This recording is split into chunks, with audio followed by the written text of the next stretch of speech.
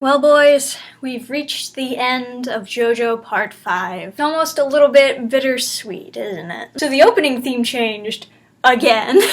It's funny, it changed from Diabolo getting, upper hand on Giorno to Giorno reversing that and then just beating the shit out of Diabolo. And that's exactly where the episode picks up after. Just Diabolo getting beaten right into the river. So the beginning of this episode was super trippy. So we start off, Diabolo is escaping, and we know that Diabolo can't escape because then he'll just put on a new identity and find somewhere else to be, and that's a no-no. So he's coming out of the river and he's going to escape through the sewers, and he's thinking to himself, I can just escape. This is perfect. And he gets stabbed by a homeless guy in the sewers who is high out of his mind. And Diabolo is on the floor bleeding to death, thinking to himself, oh my gosh, I can't believe that I, Diabolo, am being killed by something so stupid. By a guy like this who's high out of his mind with a kitchen knife. And as he's thinking it, all of a sudden he's on the operating table and he's dead, but his soul is still in his body. He's still conscious in his body, and he can still feel pain as they're doing the autopsy on him, which is terrifying, of course. It's apparently a real fear that you'll be misdiagnosed as being dead, and then you'll be on the autopsy table still alive, and they'll be operating. Ooh, that's scary. So we find out that this is Gold Experience Requiem's true ability. This Gold Experience Requiem has a gazillion abilities, apparently. The idea is Diabolo is going to continuously die, and he will never reach the truth of his death. So he will just suffer for eternity, dying all kinds of stupid ways. So where we end up refocusing on turns out to be this flashback story. And I wasn't expecting a flashback story. All of a sudden, I was getting OVA feelings, and on the back of my head, I'm thinking to myself, this has to have something to do with what's going on now.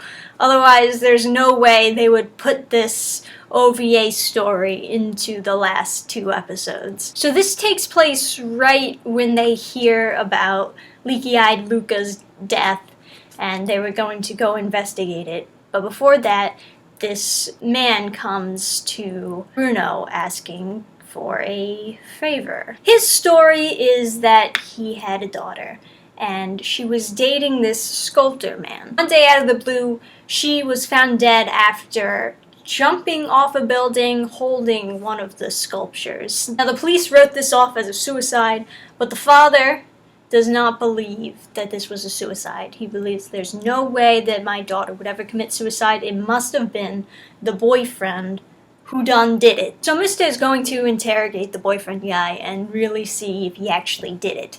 Why they didn't just spring a Bacchio and use Moody Blues to see what happened. Now Mr. keeps on seeing this round sculpture that's basically following him around.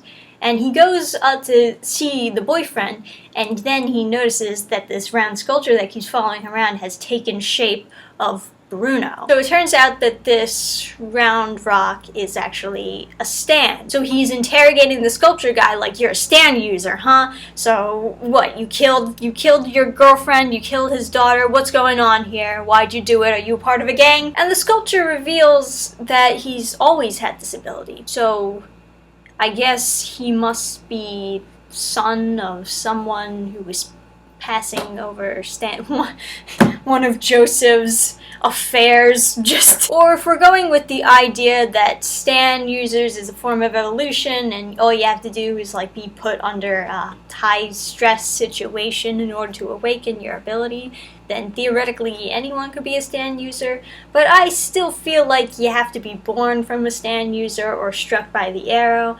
I don't know. So Sculptor Boyfriend reveals that these are his prophecy stones, and they basically lay out fate.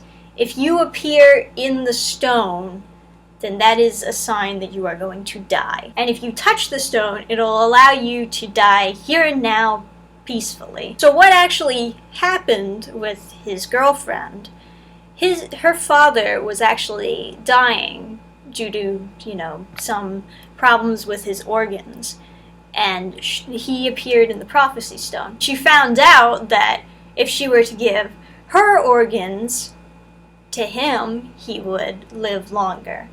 So the idea is she took the prophecy stone and died peacefully with it in order to use her organs to save her father. So it was suicide, but it was for her father to live. So now, since Bruno is engraved in the prophecy stone, that is a sign that he is going to die, and he can choose to touch that stone and die here and now. And the idea is that would be more peaceful. And Mista is kind of like, fuck that. So he spends the entire episode trying to break the stone. He tells Bruno, stay away from it, don't touch it. If you do, you'll die. And by the end of the episode, Mista does manage to break the stone and shatters into this dusty powder.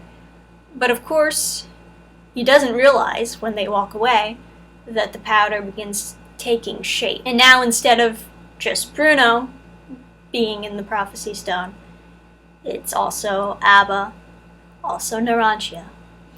So now 3 are fated to die. And it commentates on that, and he thinks to himself, if Bruno had just touched the stone in the first place, he would have died here and now. You wouldn't have had to add 2 more deaths to the prophecy. You would have gone peacefully this way instead of having to suffer. And it's definitely an interesting way of looking at it, but if they had never gone on this whole adventure, if they had never suffered the way that they did, like if they had just forgotten about Diabolo, just let him do what he wanted, would it have been any better? Maybe it would have been better for them, but it wouldn't have been better for the world. Now we go back into the present world, and Turtle Polnareff is still a thing. So the idea is like he's clinging to the turtle's stand as a ghost.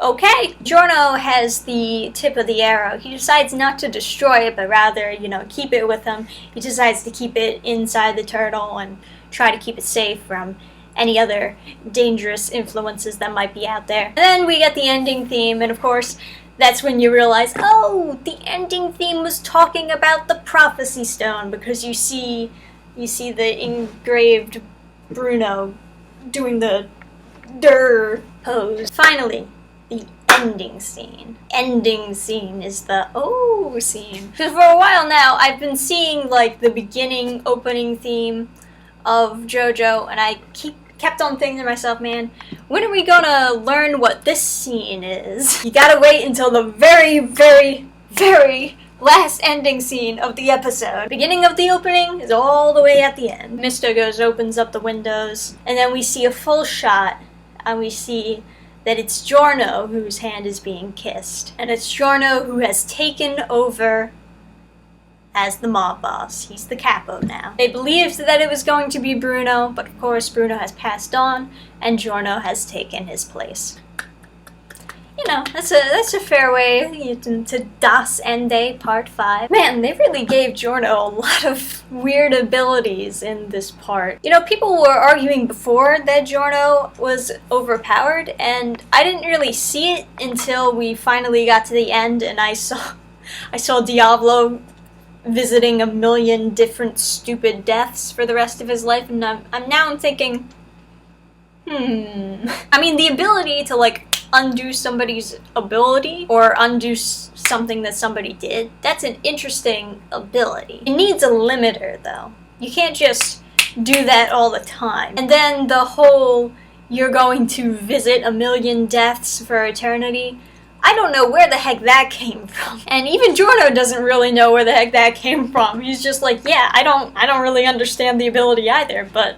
So, Part 6?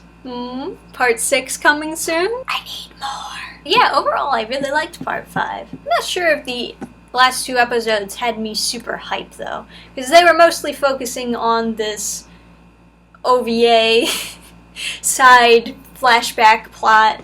And it was interesting. It was a way to officially give Bruno that send-off. Usually the last 2 episodes of a Jojo series has some super intense, crazy fight going on. And you don't really get that in these last 2 episodes. Feels more like they're concluding everything. You know, Diabolo's already been beaten, so we've learned what his fate is. And then, so we have this side story or flashback story about fate and how this is just how it's meant to be, and maybe it's better this way. Maybe it's better to suffer death and beat a villain than it is to go out the easy way. You know, if you're gonna go out, you might as well go out swinging, and maybe that's the respectable way to go. And of course, we conclude Turtle Polnareff, we conclude what happens with the arrow, and then we conclude who takes over as capo, which is obviously supposed to be Giorno. It's not bad, it's just not what I expect for a Jojo ending. I'm expecting something super intense to happen. So what did you think of part 5? What did you think of the finale? Let me know down below in the comments. And are you as excited for part 6 as I am? As usual, remember to like the video, sub if you're not sub, and next time you see me, I will not be in this room anymore. That's right. I'm going to a new home, a new dungeon, a new place to die. Thank you all for watching. I'll see you next time. Bye! Program restart.